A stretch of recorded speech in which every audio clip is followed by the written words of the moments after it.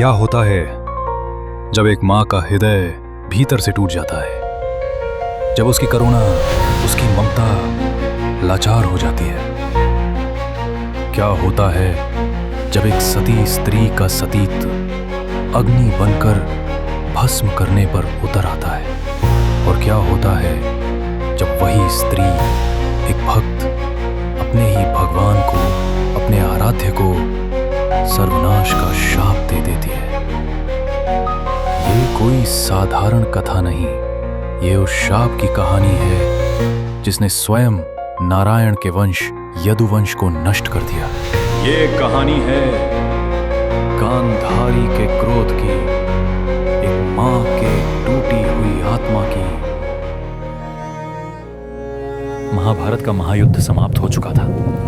धर्म की स्थापना के लिए अधर्म का विनाश हो चुका था, पर इस विजय की कीमत बहुत बढ़ी थी। इतनी बढ़ी कि विजेता भी पराजित महसूस कर रहे थे।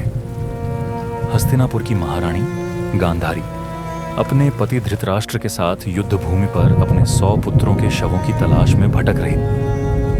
वह स्त्री जिसने अपने पति के अंधत्व में साथी बनने के लिए अपनी आंखों पर स्वेच्छा से पट्टी बांध ली, आज उसका संसार ही अंधेरा हो चुका था। उसके 100 के 100 पुत्र कौरव काल के गाल में समा चुके थे। उसका हर एक पुत्र जिसे उसने जन्म दिया था आज निर्जीव पड़ रहा था।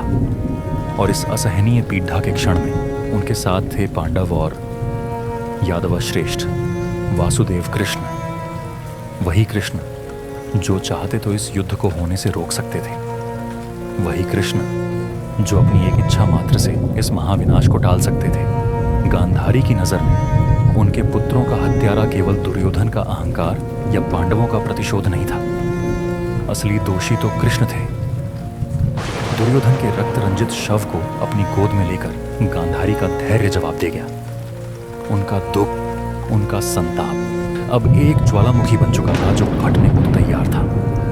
वह उठी और लटकताते कदमों से कृष्ण के सामने जा खड़ी हुई।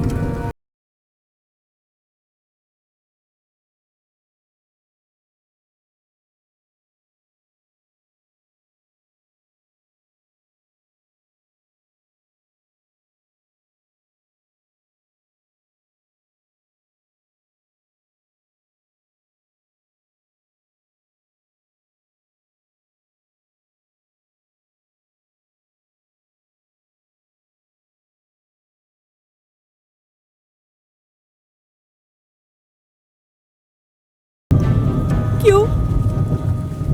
कृष्ण के अधरों पर एक शांत, करुण मुस्कान थी।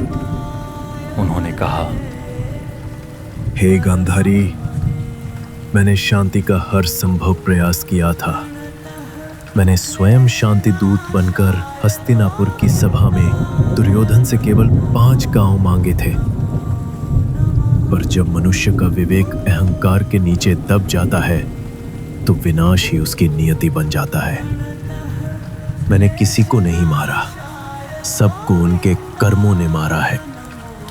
परंतु एक मां का हृदय तर्क नहीं समझता, उसे न्याय चाहिए था।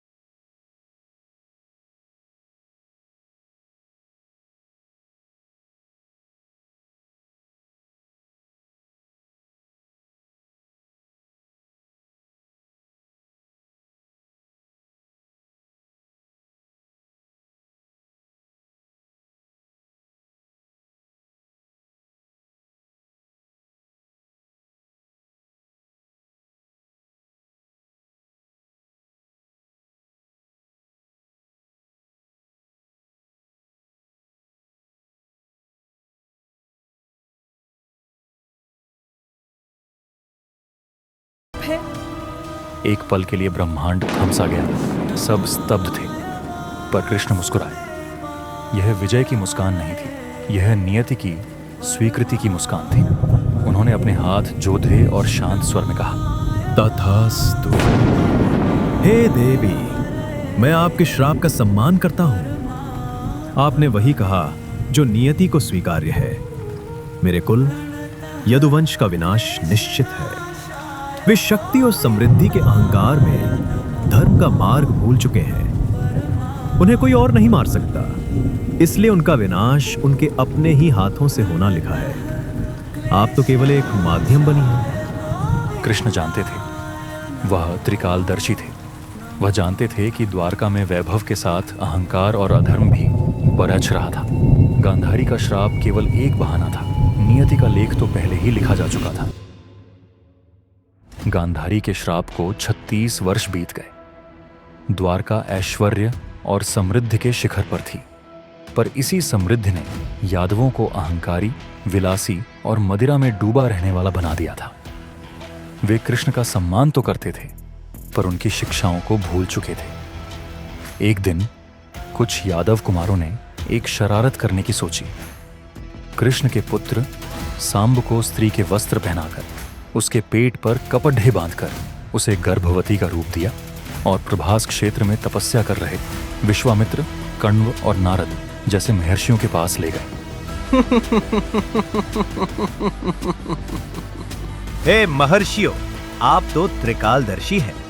बताइए जरा, हमारी ये सखी एक पुत्र को जन्म देगी या पुत्री को? ऋषि अपने योग बल से यह छल जान गए। क्रोध से उनकी आंखें लाल हो गईं। उन्होंने श्राप दिया, मूर्खों, यह स्त्री ना पुत्र को जन्म देगी ना पुत्री को, यह एक ऐसे लोहे के मूसल को जन्म देगी जो तुम्हारे समस्त कुल का नाश कर देगा। अगले ही दिन सांब ने सचमुच एक लोहे के मूसल को जन्म दिया। भयभीत यादवों ने राजा उग्रसेन के आदेश पर उस मूसल को पत्थर पर घिसकर उसका चूर्ण बना दिया और समुद्र में फेंक दिया। उन्होंने सोचा कि संकट टल गया, पर नियति को कौन टाल सकता है। वह चूर्ण समुद्र की लहरों के साथ किनारे आ लगा और उससे एक विशेष प्रकार की नुकीली घास उग आई, जिसे एरका कहा जाता था। उस घास के पत्ते किसी तलवार की धार की तरह पहने थे। मूसल का एक छोटा सा टुकड़ा था जिसे घिसा नहीं जा सका था, उसे भी समुद्र में फेंक दिया गया। उसे एक मछली ने निगल लिया। वह मछली जरा नाम के एक बहेलिए शिकारी के हाथ लगी, जिसने मछली के पेट से निकले लोहे के टुकड़े से एक अत्यंत विषैला बाण तैयार किया। श्राप के विनाश के सारे अस्त्र अब तैयार थे। कुछ समय बाद प्रभास क्षेत्र में एक बद्धा उत्सव आयोजित हुआ। सभी यादव वहां एकत्रित हुए। उत्सव में मदिरा का प्रवाह इतना बढ़ा कि जल्द ही सभी यादव अपने होश खो बैठे। नशे में चूर वे एक दूसरे पर महाभारत युद्ध के ताने कसने लगे। सात्यकी और कृतवर्मा के बीच शुरू हुई एक छोटी सी बहस ने एक विकराल रूप ले लिया।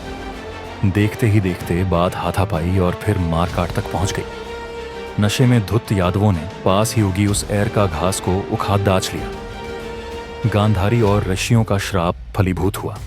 वह साधारण घास उनके हाथों में आते ही लोहे के वज्र जैसी बन गई। फिर जो हुआ वह इतिहास का सबसे भयानक गृह युद्ध था। पिता ने पुत्र को मारा, भाई ने भाई का वध किया।